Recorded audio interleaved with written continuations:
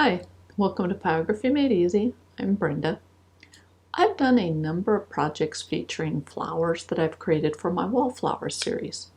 They're kind of small, really small, and I've been in a quandary on how to display them. Well, I came up with a super easy display board, and I'm going to share that with you today. First of all, you will need a magnetic memo board, like this one. I bought this one on Amazon for around $20. Next, you will need some magnetic tape. I bought this at a craft store and I think it was around $3 or $4. So you take your artwork and you apply 3 strips of magnetic tape to the back.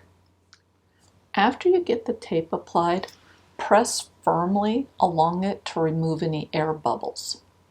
Then, all you have to do is place it on the board. That's it.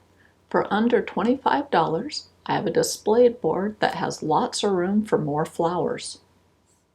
I can easily rearrange the artwork anytime I want to, and if I want, I can use one side for the art and still use the other side for a memo board. Well, that's it for this video. I hope you enjoyed it. Leave a comment, let me know what you think. I'll see you next time.